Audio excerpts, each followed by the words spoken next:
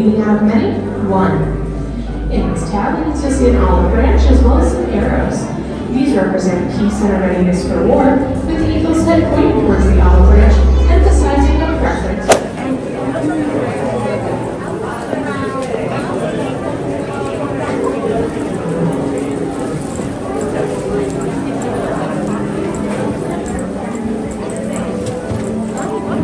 If you'd like to, you can pick any open spot and then you can sit together on the benches. Enjoy the show. Dito tayo sa likod banda. Ganun. Ito kami sa likod para kita.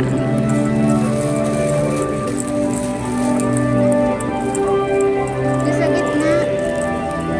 Diyan tayo. Yun ang gitna.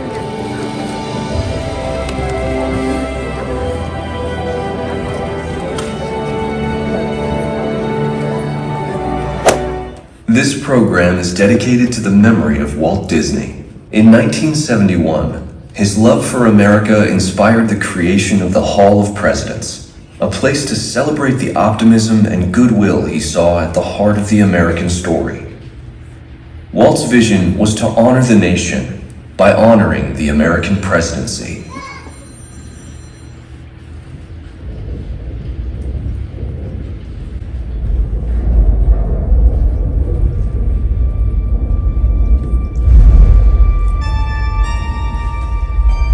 It is 1783, and the smoke is clearing in the wake of the Revolutionary War.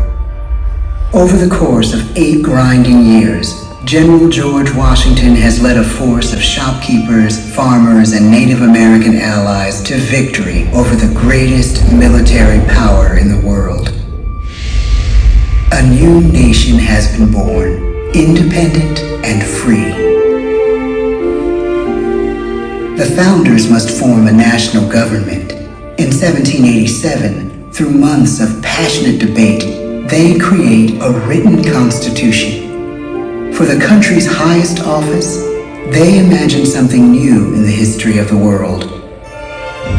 A leader not born to power like a king or queen. A leader who has not seized power through conquest. A leader not separate from the people, but elected by the people. From among the people. We, the people. This is a new idea, an American idea. The idea of a president.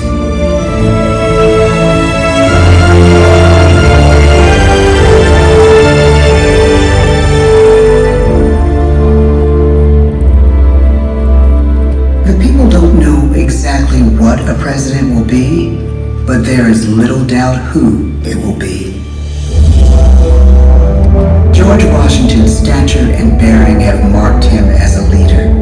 His integrity has made him a great one. Washington knows that many generals who have led successful revolutions make themselves dictators or kings.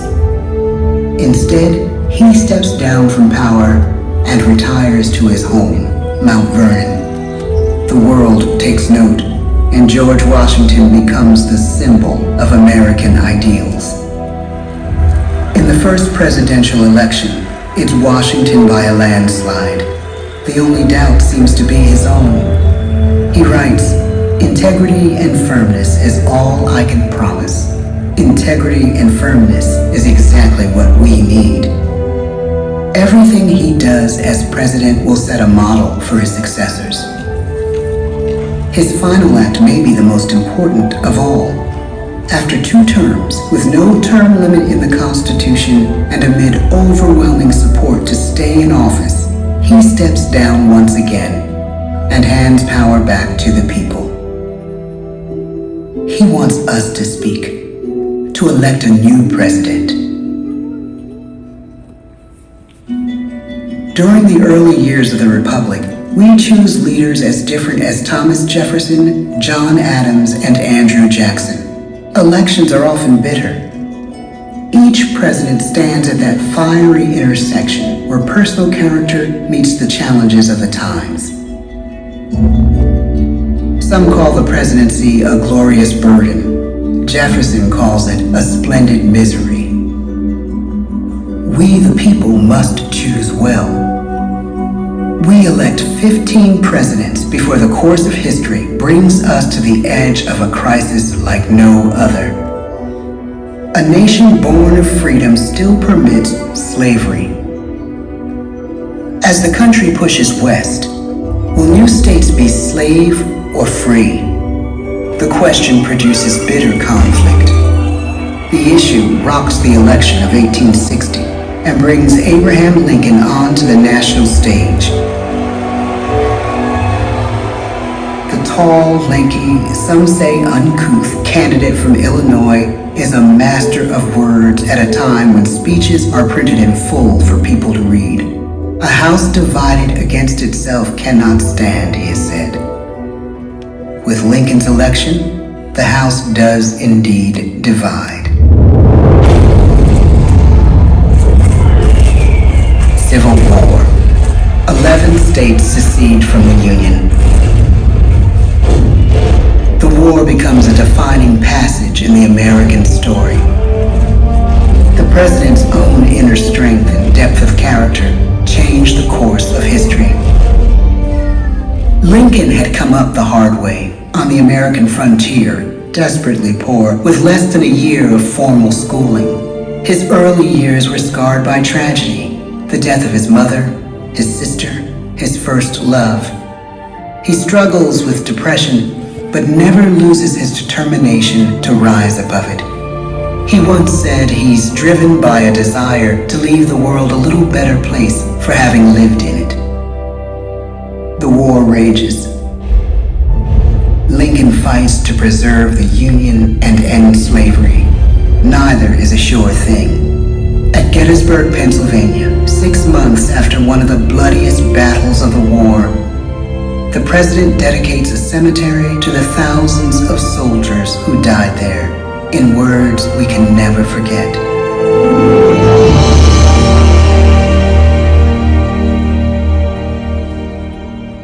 "47 years ago, our fathers brought forth on this continent a new nation, conceived in liberty and dedicated to the proposition that all men are created equal.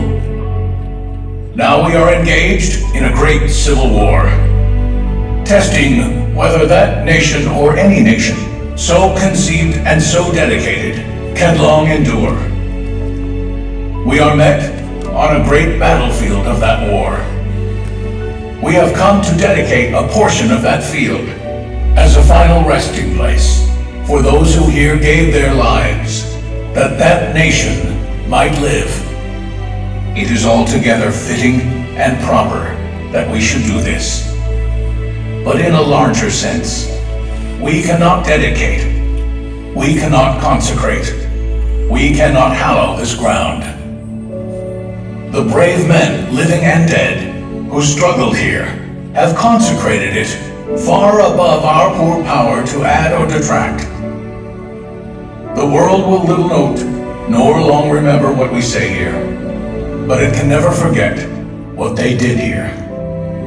It is for us, the living, rather, to be dedicated here to the unfinished work which they who fought here have thus far so nobly advanced.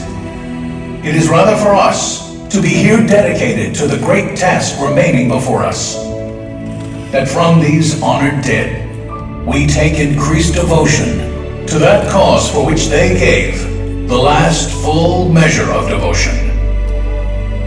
That we here highly resolve that these dead shall not have died in vain, that this nation, under God, shall have a new birth of freedom, and the government of the people, by the people, for the people, shall not perish from the earth. The blood of over 500,000 Americans is spilled in the Civil War. President Lincoln's enduring hope is to give true meaning to the sacrifices of so many, to lead us to that new birth of freedom. With the end of the war and the end of slavery, a new birth truly begins. As we roll toward the 20th century, settlers roll west on wagon wheels and railroads connect the nation coast to coast. Millions of immigrants pour in from Europe and Asia. Population doubles. Our economy triples. Our standing among nations rises. We need presidents who can lead both at home and abroad. At the same time, a young Theodore Roosevelt is retreating from New York politics and personal tragedy. The death of his wife and his mother on the same day in the same house. In the Badlands of North Dakota, he rethinks his life and the life of his country. He returns stronger in body and spirit. His renewed energy is just what his country needs.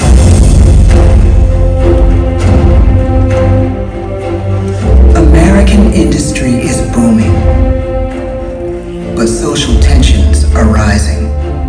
A progressive movement is bubbling up, pushing for change, and change is needed in the working and living conditions in cities. The gap widens between rich and poor.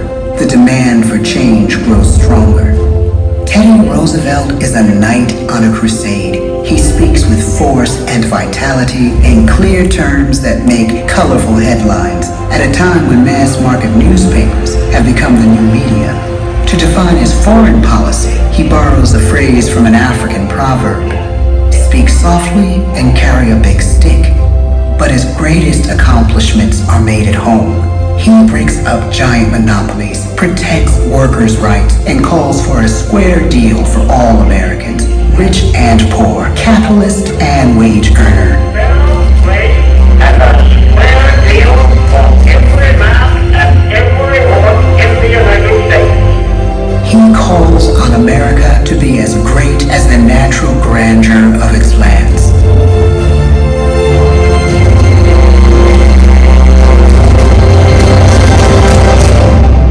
Keep your eyes on the stars and your feet on the ground, he tells us.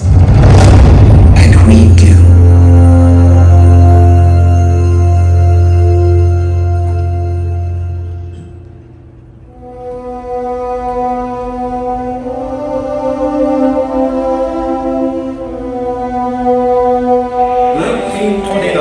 The bottom fell out of the market.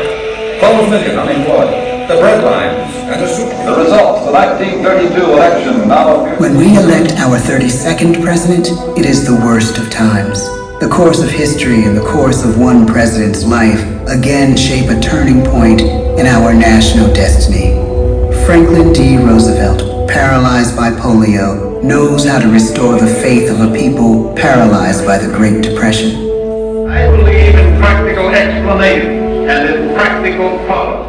He has found the inner strength his countrymen now need. He speaks to us like a friend, a neighbor. His optimism is contagious, his voice perfect for the latest breakthrough medium, radio. He calls us to believe we have nothing to fear but fear itself. And we do believe. Tonight's attacks on England are perhaps the most widespread of the war in the course of the day. But an even greater challenge dominates his final years in office. The Second World War.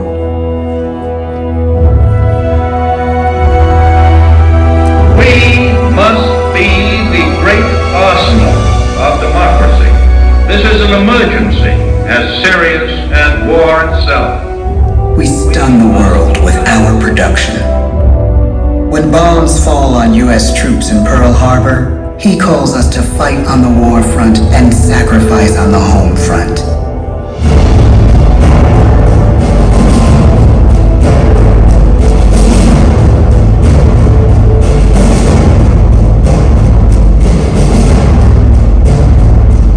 The harder the sacrifice, the more glorious the triumph.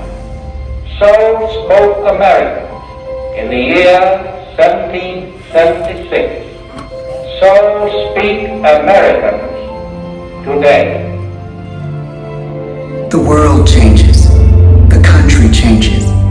And yet, in one sense, what we need most from our presidents has never changed.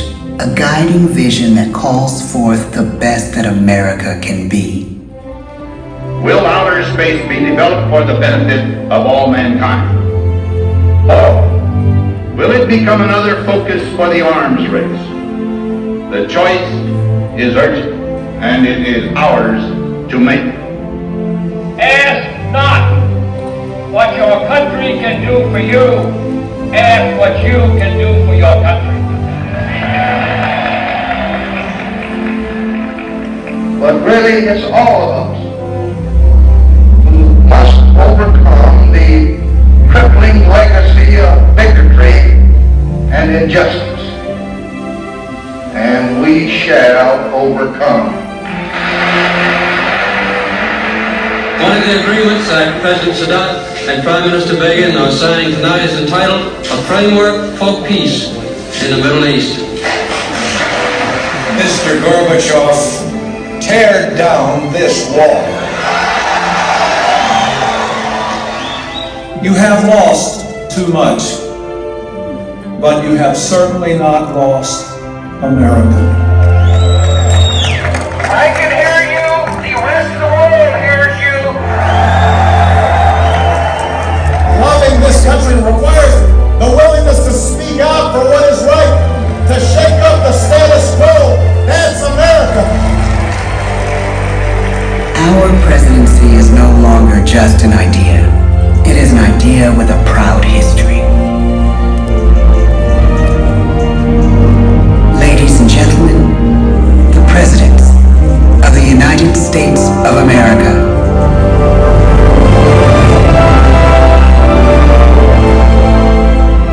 George Washington, John Adams, Thomas Jefferson, James Madison, James Monroe, John Quincy Adams, Andrew Jackson, Martin Van Buren, William Henry Harrison, John Tyler, James K. Polk, Zachary Taylor, Millard Fillmore, Franklin Pierce, James Buchanan, Abraham Lincoln, Andrew Johnson, Ulysses S. Grant, Rutherford B. Hayes, James A. Garfield, Chester A. Arthur, Grover Cleveland, Benjamin Harrison, William McKinley, Theodore Roosevelt, William Howard Taft, Woodrow Wilson, Warren G. Harding, Calvin Coolidge, Herbert Hoover, Franklin D. Roosevelt, Harry S. Truman, Dwight D. Eisenhower, John F. Kennedy, Lyndon B. Johnson, Richard M. Nixon, Gerald R. Ford, Jimmy Carter, Ronald Reagan, George Bush, Bill Clinton, George W. Bush, Barack Obama, Donald Trump.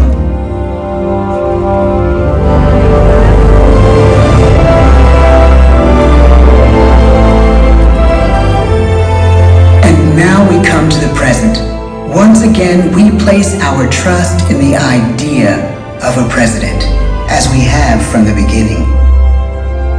My fellow citizens, no event could have filled me with greater anxieties than that notification on the 14th day of April 1789 that you had selected me to lead our nation.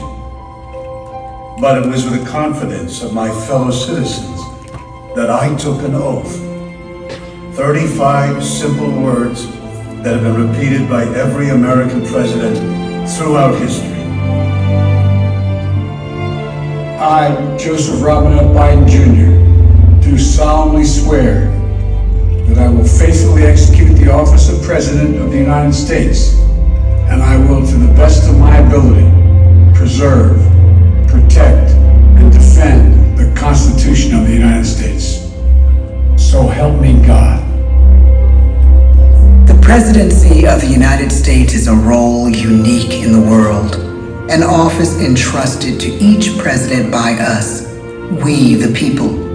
Therein lies the genius of that new idea, now over 200 years old. A new idea our presidents have turned into a great American idea again and again.